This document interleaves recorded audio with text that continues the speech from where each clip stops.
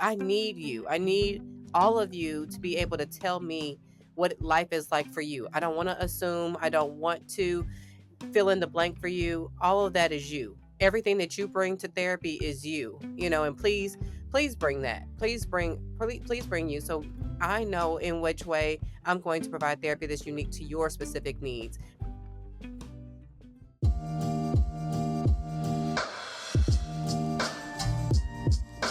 Welcome to today's podcast episode. Today, you are going to be hearing not only from me, but from our entire team of licensed couples therapists at Millennial Life Counseling. We decided to come together, guided by Dr. Taylor Dyson on our team, to debunk some of the common myths and misconceptions about therapy. So today, we're going to deep dive into therapy, couples therapy, some of the myths and expectations people carry around about therapy, and share some of our insights and thoughts on this topic. Enjoy. Hey, everybody. This is our girl gang at MLC. We are really coming together, one, because we have important information that we want to share. And today we just want to take some time to debunk therapy myths, share just a little bit about ourselves, what life is like with us as a therapist, and just some of the misconceptions and the myths that exist in society that have become just they're just a wide range of misconceptions out there. And as therapists, it's really important to us to not be gatekeepers of this information. Like, we want people to really understand what it is that we do, why we do it, and just really be informative about reasons why mental health is important, reasons why you should seek therapy, reasons why therapy is for you. And some of the misconceptions and the myths that exist can be a barrier to someone even starting the process, because they might not be sure that it is for them, or that it would align with just their walk of life. So I think we will have like a good time just sharing what it's like for us, just different things that we've heard, misconceptions or myths that we challenge even in the therapy room, even when we get the person in the room, what they think it is. And it's really a beautiful thing to see when someone comes in with a misconception and you're able to really just share, like, that's not what therapy is at all. And they kind of do this like, oh, okay. Now I can open the door for this or open the door for that, or actually spread the word and encourage others to seek those opportunities. So that is what we're going to do today. And I don't know, like, is anyone itching to share their first myth or frustration? There's so many. I can't wait to hear them. There's so many to choose from. you want me you want me to kick it off? Y'all want me Kick it off, Taylor. Okay, y'all just nodding y'all's head like, go ahead. Go ahead. We should have done like an anxiety meditation before we start. God, yes. Yeah. We're just like everybody else listening. We get nervous. Yes, I think that one that probably translates for the kind of the human side of being a therapist for me is the myth or misconception that we have it all together, that our lives are straight laced, that we are mentally healthy in all capacities, we are mistake free, and almost like put on a pedestal that takes away of like the part of me that isn't a therapist. Like, and I like to separate that for balance. Sure, I do take the things that I learn and implement in session. Like, I definitely have goals of being mentally healthy in all capacities, but I'm still growing and evolving, and it can be frustrating and sometimes invalidating to just take that hat off, sometimes, and make mistakes without the judgment or the criticism that, like, oh, and you supposed to be a therapist. Like, but I am a therapist for sure. But therapists make mistakes. Therapists don't always get it right. And it doesn't always feel fair to have that perception that we do have it, that we have it all together. I think for me, it's it's almost like a badge of honor for me to say that I don't, especially in the therapy room, because you have someone on the other end that is presenting all of their stuff, whatever that stuff is. And what would it look like to sit across from someone who has it all together? Would she understand me? Would she be relatable? I want to be relatable. So please call me well-rounded because I make mistakes, and I own those too. As a parent, there's that pressure there, like, oh, Taylor's kids are probably like, look, Taylor's kids are like everybody else's kids. Noah's mom and just like everybody else's mom. Like, please don't give me that. Please do not give me that. I don't want it. I do not want it. I don't know how y'all feel, but take that, release me of perfection, because I am an imperfect person who invites imperfect people to come sit on my couch. So I think I would clash with someone who thinks they are perfect, because I think we always have room to grow. I'm a forever growing person, a forever student. So other people can help me, pour into me. I'm just as much of a person needs watering as the next person. So that is one of the myths that I want to debunk, is that therapists do not have it all together. Yay, Anne. I'm gonna piggyback off of that because I think that in the assumption that we have it all together, sometimes clients can assume that we sit in a place of judgment, like we're going to do some assessment, we're going to make some determinations, and that somehow means that we're going to make judgments about who they are, their lives. Um, and I think that I come across a lot of clients that worry that I'm going to blame their struggles on their parents, or that in that assessment process we're going to determine like who was the enemy, who was at fault. And I'll either see like an abundance of people that want to strike that blame, or a lot of people that are very protective of their families and their parents, and they don't want to go down that line at all. You know, they want to protect that blame process, And so I really want to emphasize in that myth that like therapy is not about blame. It's not about finger pointing. It's really more of an empowerment venture, where we want to understand context, but not assign causality necessarily. Everything has its influences, everything has its impacts, but we're not sitting here trying to determine who the boogeyman was, who the bad guy was, and then just wrap it up and walk out from that place. So I just really want to encourage anyone listening here that may worry that we're just gonna rip apart your family system, that's not the goal. And that's not helpful either, you know um so that's an important one for me, that we just want to understand like how we react to stress and what maybe impacted that, what experiences influenced that, but not as a form of finger pointing. That's an Yeah. important one for me. And I'd love to just piggyback off of what Anne said. Hey, y'all, I'm Ashley Marie, and I'm also a couples therapist here at MLC. And I really do believe that people always have very good reasons for doing what they do. And so, not just will we not blame the family system, but I think about in the context of couples therapy. I'm not looking to point a finger at your partner is doing everything wrong or you are doing everything wrong. We really do work to get at what's under that and go, okay, how do we understand the motivations here? And how do I help you talk to your partner about it without blame being assigned? Yeah, it totally extends. It's like that comes up with individuals, comes up with couples, comes up with families. Yeah, the blame game is not our game.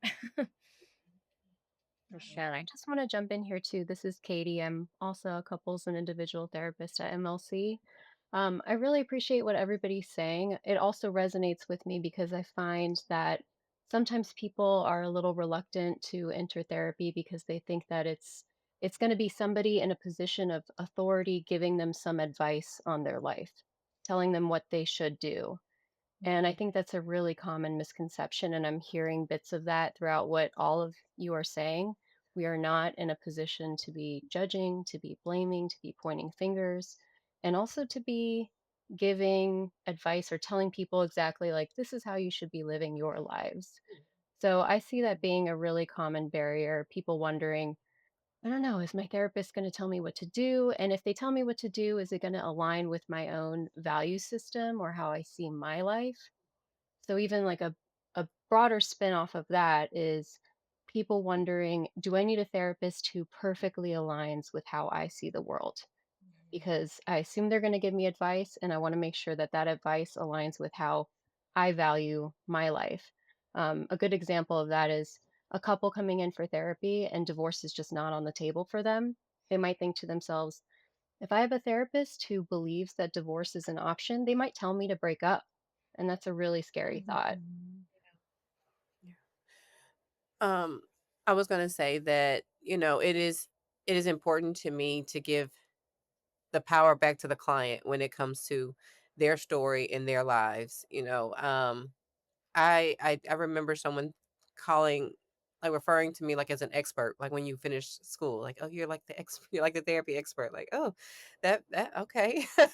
I'll take it. But even utilizing that, I still separate that. Like I can be the expert when it comes to the skills that I bring to the therapy room and how I shift and navigate this system, but you are the expert of your life. I don't know anything about you. I need you. I need all of you to be able to tell me what life is like for you. I don't want to assume. I don't want to fill in the blank for you. All of that is you. Everything that you bring to therapy is you, and please bring that. Please bring you. So I know in which way I'm going to provide therapy that's unique to your specific needs. And that we're not pulling things out of the hat about what worked for this couple or what worked for that couple. This is catered to you specifically. And, I think that is important for clients to know that we might see 8 people a day, but we are doing 8 different we are maneuvering 8 different ways. That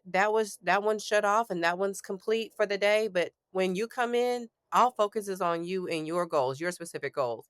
And I'm not trying to figure out how to take from the 9 o'clock and insert into the 10 o'clock and just give you something, anything. So I agree, Katie, that it's important to spread the word on that. Yeah. I love that, y'all. And I think that it kind of evokes for me like the reality that there's this certain level of humility in this role that we have. Cause, like, just to be transparent with listeners, right? Like, we get in our heads about stuff. We want to push ourselves really hard to learn all the things and become the best we can be for our clients. But it's a line to balance because what you said is so true. Like, we are not the expert of another person's life or felt experience. I think of it more as like being a guide or a co traveler. That's really what this is to me. And it's just one of the most amazing things to experience with clients in therapy because I do think many of them pursue us looking for that expertise that we're going to Yeah. bring to the process. I mean, shoot, that's what I look for when I go search for coaches or a therapist or whatever. I want to know that they know their stuff. But I think a great clinician really is somebody that can artfully guide somebody back to you have everything that you need within you to figure this out, to grow, to evolve. And we just kind of help people get there. What are some other myths? Because these are good. Yeah. Katie said something that sparked an idea for me when she said, you don't have to align exactly. And I see clients from lots of various belief backgrounds, lots of different worldviews. I have clients that come from various Christian backgrounds, Jewish backgrounds, Muslim backgrounds, and no religious faith, and various other spiritual practices. Obviously, I can't hold all of those beliefs myself. And so it's okay that if you and your therapist don't come from the exact same worldview or exact same religious background, here at MLC, that will be welcomed and honored, and your belief system will be respected. Always kind of pitch that like I'm more interested in relating to the emotion that they're bringing in the room rather than like the experience or your religion or your family culture, those types of things. I think we can all, even as therapists, relate to emotions like anger and loneliness and sadness. And those are the things that clients are typically bringing into the space. So I think it's just important to let clients know that we too have experienced those things. And if nothing else, we can relate to that emotional experience, even if it's not specific to what the client may be bringing into the room. I know sometimes I get intake calls or consultation calls where they're like, "Have you had experience with this specific thing?" And I'm like, "No, I want to be honest in that way, but I have experienced different woundings and experiences in my own life." And so I think that's just important to amplify that, and I hope that that brings like an element of relatability into the room versus like this need to be the same. So I'm a person that really values diversity, and I think that like, of course we're not in this field to gain from our clients in any way, but I do think it is kind of an exchange in which you're learning from your client, and they're learning and kind of gaining from the experience in the room. And so yeah, I just think that that's important to like highlight that we've been there in some capacity, and that's important for them to know and connect with. It makes me think um that there's also like two sides to that, because I do think that we do take like a not knowing stance when it comes to the client, and that's okay that we don't know it all. Um, but I also would borrow the notion that we also do the work and and enhance our cultural competency. As I know I have just throughout the years, when someone of a different walk of life or a different background has set in my room, like I've learned so much from other people that have made me want to dive more into understanding what that looks like overall. It's more of a generalized perspective for sure, that what I'm learning, because it's the textbook version and not necessarily the person explaining their individual worldviews. But when I am faced with something that I don't know a lot about, I go and do some more research about that, or I go and talk to other individuals who don't mind being transparent about what that looks like, because it also assists us in being culturally sensitive to the way we formulate questions, the things that we say or don't say. So even when we don't know a lot about it, I think it's important that they know that we go and seek more Oh, information mhm. to continue to build that rapport and that trust in that environment, so that they also continue to feel safe in the therapy room.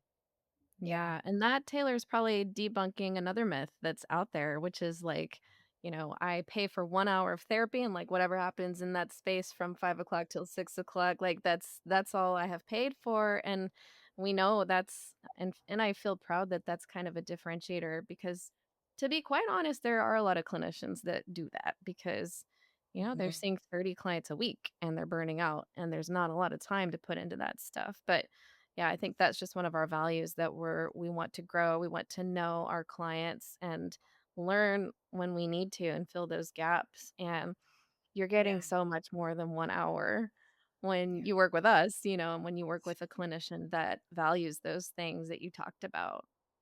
So true. Yeah. Yes.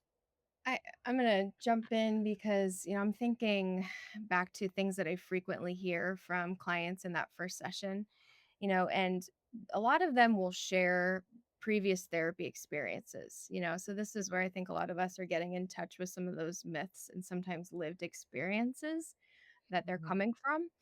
Um, and you know, a lot of them will share if they've had bad experiences, bad situations where they didn't get what they needed or it actually caused some damage, which is so unfortunate.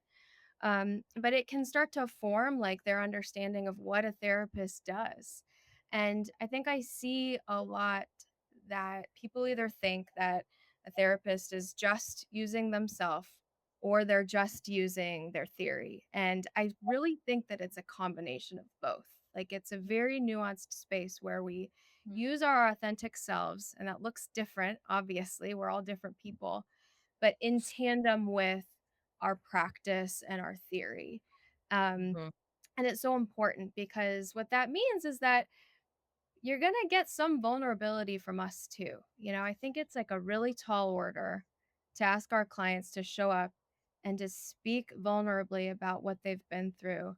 And then for us to Yeah. kind of just sit back and take that in a monotone sense. Like that feels like really unsteady and precarious, I think, for clients to take that risk and share, and for us not to show our impact in return. So I think that that's one thing that I want to kind of like hover around, is that we use our authentic selves, but in tandem with our theory, the thing that we've tried to perfect, our modalities in practice that we pull from our interventions, right? And it's not just one or the other, um, that make you a therapist, really.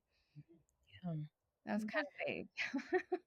No, No, I but really appreciate that, Anne. Sorry, Taylor, you wanna jump go ahead. in? No, go No, ahead. but I really appreciate that, and I mean, in the spirit of being vulnerable, the way that I've found myself very rarely, but on occasion, showing my clients who I am in session is if I have a couple who I've been seeing for a long time and they have this like amazing breakthrough moment and it's just so moving, I catch myself getting like a little teary-eyed 'cause that's just who I am, like, I cannot help it. I'm so proud of them, I'm so happy for them, seeing them go through that moment, and it's just genuinely beautiful. And so I know they can see it, it's okay, Yeah. but I think that's just something for a lot of therapists, there's this question of, like, how, like, human and emotional can we be in front of our clients, and I really think that it's been a good thing whenever it's happened because the client just knows, like, "Hey, this is moving," and this Mhm. person who we've been doing this vulnerable work in front of for a really long time sees that it's moving too. Yeah. Yeah. Yeah. And she's Yeah. real. She's a human just like us. Like, look Yeah, at that. I Yeah, see it. not a robot. Right. right. Takes me I back to grad school, when because we're kind of in our heads about that a little bit, I think, especially when we're new to the field. It's like, do Mhm. you grab the tissue box or do you not? Like, we kind of read into these Just things a choke it bit, back. but I love Yeah. your practice with that, Katie, because I've tried to cultivate that myself too. Like it's good to show clients that you're real. It's okay for that stuff to happen. In fact, I think it can really have an impact on them as well. Yeah. Yeah. Mhm. I like when you think about things that you might hear throughout like your time, like one of my favorite things to hear is like I couldn't wait to see you this week to tell you, and it's like when someone anticipates coming to therapy, sharing their wins or sharing airing their grievances, but trusting you with it. And I couldn't wait to see you to process this with you.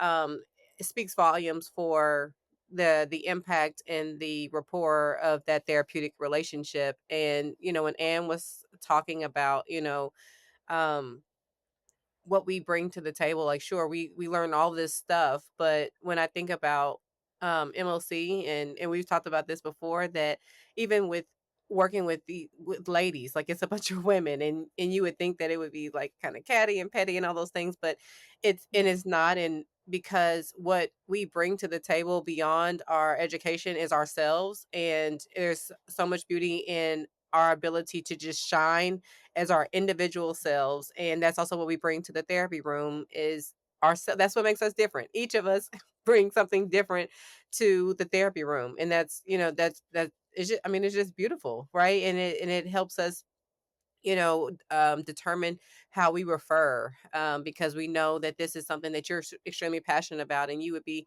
a great fit because we've gotten to know one another to be able to do that. So when I think about like what helps MLC stand out, like it's like each individual that's right Yeah. here. So, and what we bring to the table. Yeah. I'm sure everybody, like in your own lives, you've heard people kind of like whittle down what we do to how do you listen to people all day? Like as if Oh yeah. that's it. Your We're job just is so easy. Yeah, we're just passive listeners. We just listen to people all day, and like that really is a huge myth that we just sit and listen all day. We do a lot of listening, but it's an incredibly experiential process, like we are making connections in real time in the moment. And I know that you all have had that experience where you see the connection being made. It's happening, it's occurring. And that happens through emotion, through emotional expression. The body changes. Um, eye contact changes. They're shifting in their chair. They're making moves and shifts in real time. And it's such an experiential process, you know? And so I think I want to push up against that idea that it's just a passive, we're just talking, talking, listening, talking, listening. That's a piece, a very small piece, but it's an experiential exchange that's going on, that's Mhm. pushing the needle for them. Yeah. Yeah, and that's a huge point. And I see a lot of people who are, when they're considering therapy, they might say something to the effect of, "Why can't I just go talk to my friends Yeah. about it?" Yeah. And I think that what you just said really speaks to what's different about the therapeutic process and how involved it is, and how your friend cannot do that for you. They might be a great listener and they really love you and care about you, but it's just a different process. Yeah. I mean, there are rules why we can't be friends with our clients, you know? Yeah, exactly. And why you can't therapize your own family and friends. There Yes. you have it, Liz. That's what I was gonna say. Some people try to take advantage of that a little bit. Can I talk to you? Can I talk? You don't want to talk to me. You don't want to talk to me. Yes. No. No. You cannot. No. No. We cannot talk. Oh man. Yes. That they will. People, friends, and all types. Parents. All. They'll try to squeeze their way in to get a little therapy from you from time to time, but it's definitely a necessary boundary. It's not that we don't want to hold space for you, but there's that dual relationship that we can't cross. So, and I don't sometimes I don't want to I don't well all the time I don't want to do it, but if you're a parent or we go to the gym together, I want to keep that. I want to keep that safe. I don't want Mhm. to Mhm. I don't Yeah. want to blur the lines, and I want to just really hold space for that and keep it separate. So I think some Yeah. people think that it could come off a little abrupt and rude, but there's a reason why those boundaries are in place. Yeah. Yeah, Taylor, just to piggyback off of that, I think that that's probably one of my greatest frustrations when I see therapists on TV or in movies is you so often see these dual relationships being created.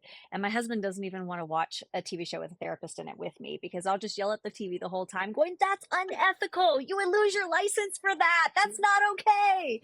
And we really do take things like ethics very seriously.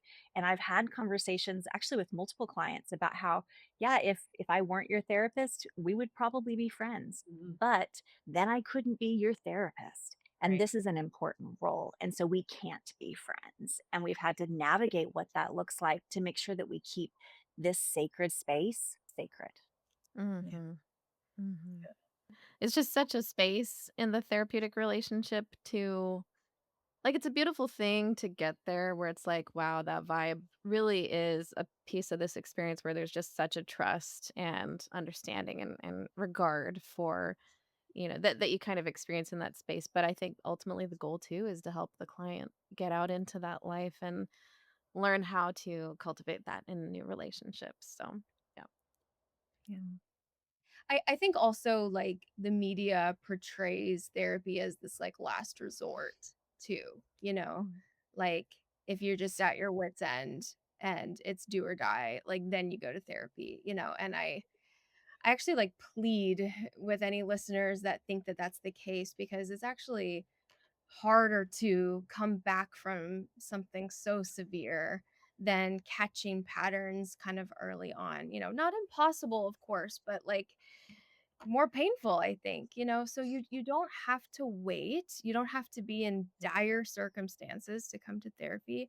And sometimes you don't even have to know specifically what your goals are. Like we are completely Yeah. capable and trained to help you fine tune what that is, and to explore the process and shine a light on why it's hard to even figure that out, so Mhm. it's not a last ditch effort.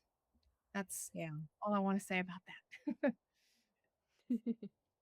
Yeah, and I would say that stigma is really true for couples. I think there's a lot of vulnerability for couples to just decide together, hey, it's time for us to go to therapy. And it's even harder to do that when there's this idea that couples going to therapy means they're on the brink of breaking up. So, really being able to just share with people like, hey, there's a lot of couples that go to therapy really proactively, really early in their relationship before they're even married. And it's just a great tool to make sure that your foundation is really solid. It's just such an Mhm. important thing for people to be aware of. Yeah. Yeah. You know, I therapy has evolved so much from where where it started to, present day, and I still think that there's like a lingering myth too that, like, if I don't have a diagnosis, or yeah, basically, like, if I don't have a diagnosis, or I'm not struggling where my life is impaired, then therapy is not for me.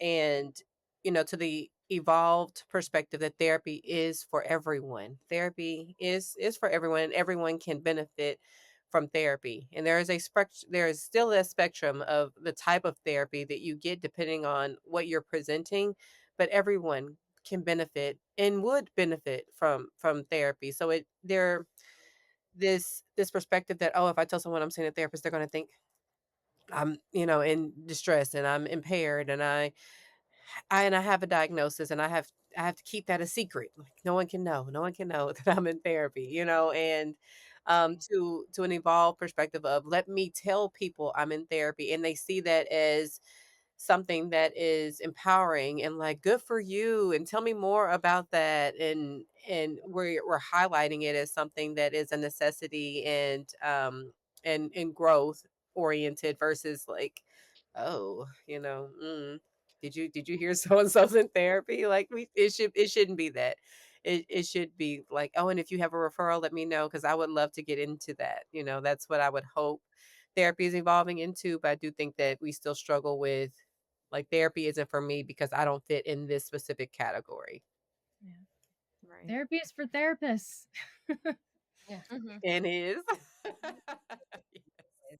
We're not immune. Definitely. Yeah.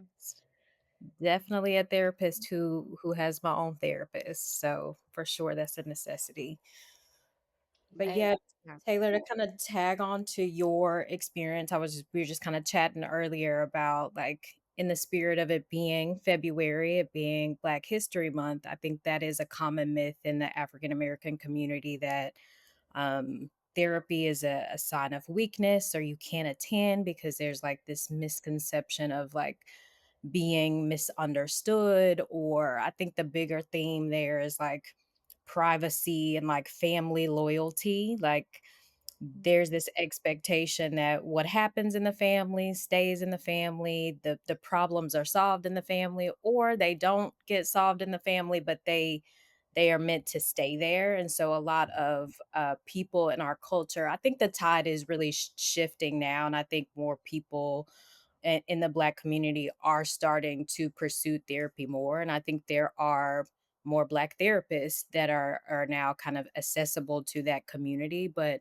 it is a big thing that I see, I think, specifically in Black male clients. I think I've had, over the course of my work, maybe two or three Black individual male clients beyond like the couple space. And if I'm being honest, usually in the couple space, there's the woman kind of pushing that need for us to come and be in that space. But yeah, I just kind of want to normalize this space for our people specifically, and that it's not a sign of weakness to be here. I think it's deeply vulnerable and valuable to be in the space, and it's not a dishonoring of family dynamics should you choose to go to therapy and process things in that way. And so just really wanting to change that narrative there, I think is important for us. Yeah, for sure. I when you think about eliciting change, when you think about doing your part, and what that looks like, community awareness has been something that I feel like is extremely important, in terms of being informative, in terms of collaborating with the different leaders in different categories that can assist. in terms of, pastors and churches, and Yeah. where the safe spaces that have been a safe space for us culturally, that we are able to enter that space and kind of get that collaborative okay, that like I support this too, and y'all, like I know where we've been, but the evolution of our resources have shifted, and it is okay to believe in God and go to therapy. It's okay to pray and go to therapy, and you're not being disloyal to your religion, you're not being disloyal to your family, for growing and, and getting better. And it it can be, I also want to say that it can be hard when you might be the only one in within your family system that is leaning this way, because you might hear Mhm. negative comments, maybe even some criticism, or encouragement to just let that go, and you don't need it, so you might not always be supported in that environment. So there's that piece of it, that um leaning in on your support system when you decide to take this leap, and you might not have all the backing that you desire behind it. And that's something, again, that you can work work on in therapy, because it can be difficult. It can be difficult when you feel like you're walking a path of growth and evolution on your own, and you're wanting the support of your parents or your siblings, or just, your family in general. So everyone's not going to be supportive of this process, no matter who we're talking to, but Yeah. it is important to know kind of what you're up against when you start this journey, that, everyone won't be on this road with you. Absolutely. Yeah. I, Mhm. I think that brings up just such a huge point around the the choice to opt in to this work. I feel like a myth that might be out there for people is like, this isn't going to change anything, because Mhm. they know that some of those just deep rooted patterns and ways of relating and being and cultural factors and familial factor, just all that stuff is just so deeply ingrained. Like, how could it change anything? But I don't know, what do y'all say to that? Because we know on the other side, well, change is always going to be possible, even if you are the only one coming to this space. But what do you think about that? Mm. I mean, I hear it a lot. Mhm. I'm in Chable's point, I probably hear it from men more than I hear it from women. Like, why am I here? This is like a waste of time. This lady don't know anything about me, and what is she going to solve in the 45 minutes that we've been here? And I I usually challenge it, if you're if you're asking me. I don't mind. I really don't mind the raw perspectives. Like, give it to me so that we can sit with that. And they don't even know that even in that moment they're getting therapy, because we're just gonna have this conversation. I definitely want to know more about why that perspective exists, and what you were expecting and hoping to occur in this space, and if it was all said and done and you went through this process, what would it look like to have elicited some change, and is it the resistance from you, or is it from this space, because you are in control of the change just as much as I am, because it goes back to, we don't fix everything, we don't know everything, we're a part of the process, but we're not the entire process. And without your buy-in, yeah, we could sit here for weeks and nothing changed. That could be the reality, and Yeah. we could make that the reality, or we could work as a team, and we can elicit another goal. So it that's why the clients have so much power that they don't even know that they have, depending on their perspective, depending on their buy-in, depending on how intentional they are in session and out of session. It makes all the difference. So yeah, but I do hear it, Liz. People will say that there's, what is this person gonna do? She's not gonna solve it. And mainly, going back to Ann's point, is they probably lived with it so long that that's become the narrative of their life, that things don't change because you came to therapy years after the problem existed, and now you think in the 45, I agree. It's nothing's gonna change in 45 minutes, but I'm willing to go on this journey with you, to get to the point where you are able to see change. Yeah.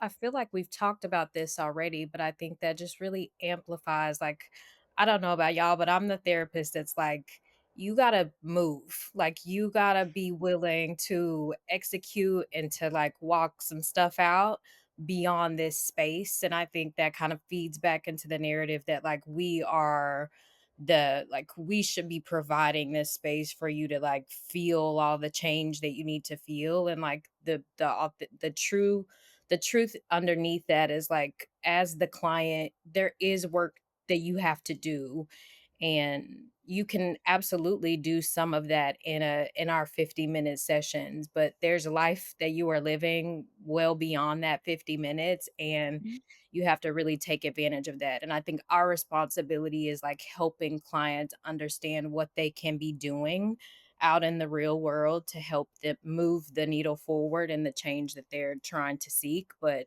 knowing that they have to want that and they have to be the seeker of that, and we can't do that for them. So I'm big on that first session. I'm like, hey, I'm here to process with you, but like at the end of the day, like you gotta do some stuff. You gotta help me move you through this. And so um I really like, I think that the pace of change can be kind of dependent on that also, the client not even just willingness, but their ability to go and execute some of those things in the real world. And so I think the clients that are a little bit more motivated to seek out that change may see a more fast pace, if you will, change in the therapy room versus a client who, and I want to be like, I'm trying to be really intentional with my language because I get that some clients just don't know how to do that. And so again, it's like a piece of our responsibility to help them know and learn how to do that and then go and be in it. So Mhm. yeah, gotta do the work. When it's like a lot of times it's expanding what they think change even means, because a lot of people will be very locked into their specific idea of what change has to mean, and part of therapy is kind of challenging even that. Like, okay, you are Yeah. so focused on change looking like this that it's keeping you from this other path that maybe you didn't even think about or anticipate. So it's defining what change even means, Yeah. what it could Yeah. mean. I Ooh, feel like we that's could do like huge. an entire other episode on just the myths of couples therapy because if I'm being honest, I think I hear most of the doubts coming from people that have had poor couples therapy experiences. They Mm. just kind of walk in assuming that Mhm. that is just going to happen all over again. And they're like, let's just get this over with, Mhm. you know? Sure. Mhm. Um, and I think a lot of them kind of hover around like that the therapist can't be unbiased or that there's going to be alignment somewhere with Yeah. one partner over the other. I really feel for a lot of the men that come in and are like, I'm about to get ganged up on by my wife and this female Mhm. therapist. Yeah. And it's so Mhm. important to us to create a space that feels like it's gonna work for both people, Mhm. you know? Yeah. Um, Mhm. Mhm. and if it's not, we work with that and we move around it and we adjust and we're flexible. But that is, I know, an Mhm. incredibly important objective for everybody here. Yeah. Well, And and Mhm. I'm wondering, can I ask you a question about that? Yeah, Like when in your experience, because you and obviously I know all these women here have the skill and the practice of being able to sit with a client that might have the guard up and be like, okay, not yeah, interested, not open, you're gonna team up against me. But because you know how to kind of navigate that space and work with it, what would you say to listeners in terms of like how long it actually takes to see a person kind of put the guard down and be more willing to show up therapeutically, whether it's a resistant partner or, whatever. yeah. And it's not one size fits all, right? But I'm just like, do you find that it takes a really long time to crack that type of individual or not? So I mean, sometimes yes, but I think that if we are going about it authentically, then trust starts to occur, and I understand, especially those first few sessions, like my job is to earn the trust, that Yeah. they're going to be respected in this space. I'm not out to get them. And also that I'm not going to be operating from a reactive place. I think that that's maybe one of the most important Mhm. things. I'm not going to respond to you in a reactive place. I'm going to slow myself down. I'm going to try and Mhm. really get you from your shoes, you know? Mm. And I think that Okay. that's maybe the most important thing, is to demonstrate the Mhm. slowness that it takes to build trust back and forth. And that's not going to be perfect. And I'll get it Mhm. wrong sometimes. And I will be the first to say when I've gotten it wrong. And hopefully that helps build the trust too, you know, Yeah. that endeavor, but we kind of sometimes we'll go off course, but we'll get right back on track. Yeah. What Mhm. Yeah, yours? Mhm. I just want to add to that. So I think like when thinking about resistance, especially in a couple, I think it's so important to work with that resistance instead of working through it. Like I think a common misconception is our goal is just to get you to be vulnerable as quickly as possible and just get right to like the hard work. But there's so much information and like important stuff in whatever is behind that resistance. And so really spending time in that is so valuable. And I think it can take as long as it's got to take, right? Like it's about building trust like you said, and totally, and also just sort of like this is what you're coming into the room with, let's spend some time with it. Yeah, Yeah. 100%. Yeah, and I love what you just said, Kate, because I'll often tell my clients we will in couples therapy have to go to hard places, but I'm not going to throw you in the deep end right away. I want to metaphorically hold your hand as we get a little more success being vulnerable in small ways. And then you get more comfortable and you can be vulnerable and have success in that vulnerability in bigger ways. Yeah. Yeah. Um, yeah. I That's feel like we've good. debunked so many myths. So many. We didn't even scratch the So surface. true. I know. I know. Did anybody actually look at their list? Because we were just, that was really cool though. So many Yeah. good Yeah. things. Yeah. Yeah, they are. And I just think it is an important conversation to continue to have, to just normalize that they're out there, so when clients bring them to us, it's not the first time we're hearing it. We're almost Mhm. anticipating, ready for it. And like Ann said, not from like a reactive place, but Yeah. more as an opportunity to share what the reality is, hoping to ease some of that anxiety, hoping to normalize more of this space, to spread the word so that others are more informed about what it really is versus what it really is not. So, having these conversations are for us to kind of just share what it's like for us, but also for the community to leave this conversation, feeling like, oh, okay, let me go tell somebody, that this is not what therapy is. So, I'm definitely hoping that somebody, gets something out of this from an educational standpoint, and, you know, gets a live view of who we are, what we're like. I anticipate the more we do this, the more our personalities will shine, and you all will be able to also just understand us on a personal level too, which is the goal as well, for this to be just a casual space for us to just talk about all things therapy, and just continue to spread knowledge out there. So I enjoyed it. Me too. Yeah, thanks Too. for putting this together, facilitating it, So Taylor. This fun. was awesome. Yeah. Yes. I always love hearing from you all. I learned so much from each and every one of you. So this is special. I know. Appreciate I you didn't even all. think about that. It's like this moment is like, 5 therapists. Yeah. Mhm. That's, well, I guess 6 Doing the work. when they're in. 6 of us. Yeah, 6 if you got to count yourself. Yes. Yeah. But I get to listen to Yeah. 5. I feel like I learned and grew just then too. So until next time, thank you, Taylor.